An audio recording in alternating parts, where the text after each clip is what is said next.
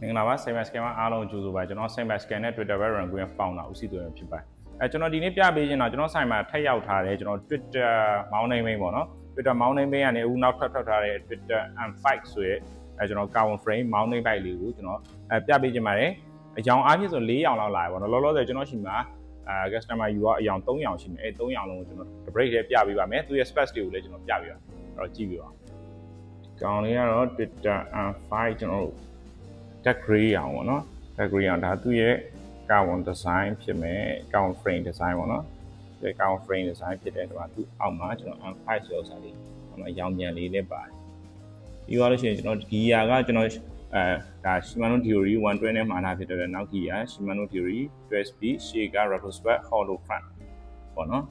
ပြီးရင် retrospect carbon hub ကိုကျွန်တော် carbon အုပ်နဲ့ဖြစ်မယ်နော် 4C bearing carbon hub ကို carbon အုပ်နဲ့ဖြစ်မယ်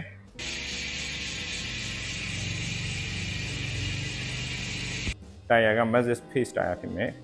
တော့ wheel ကတော့ဒါ retrospect wheel ဖြစ်မယ်နော်ပြီးတော့ဒါသူရဲ့ထိုင်ငုတ်တွေကျွန်တော်ဒီမှာ black guy design တွေဖြစ်တယ်ပေါ့နော်ပြီးတော့ brake ကကျွန်တော် Shimano MD200 hydraulic disc C brake ဖြစ်မယ်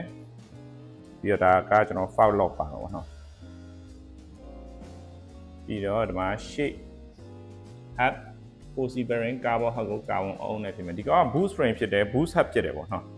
ပြီးတော့ဒီမှာကျွန်တော် air foul ပေါ့နော် layer short ပါ air foul air short ဖြစ်မယ်ပေါ့နော်ကောင်းလေးကဒါ Twitter M5 ကျွန်တော်ဒါ dark gray အောင်ပေါ့နော်ဒါတော့သူ C brake အထိုင်နေဖြစ်တယ်ပေါ့နော် Shimano MD200 ရဲ့ကျွန်တော် C brake အထိုင်နေဖြစ်တယ်ဒါကတော့ Twitter M5 ရဲ့ကျွန်တော် carbon frame design ဖြစ်ပါတယ်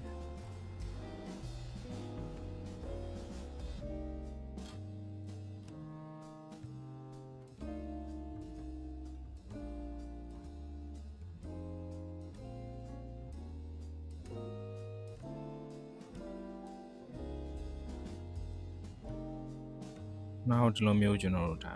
နှစ်ရောင်လေးပေါ့နော် matte black ရောင်လေးလည်းရရှိနိုင်မှာဖြစ်ပါတယ်ခင်ဗျာ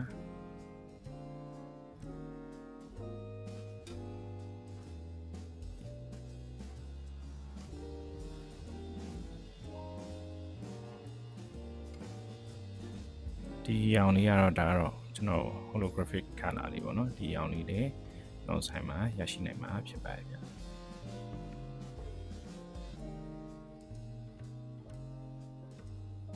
ဟုတ်ကဲ့ပါအခုလိုကျွန်တော်ဗီဒီယိုအဆုံးထိလိုက်ပတ်ကြည့်ရှုပေးတဲ့အားလုံးကိုကျွန်တော် Cyber Scan နဲ့ Twitter by Rango မှာအထူးပဲကျေးဇူးတင်ရှိပါတယ်ခင်ဗျာ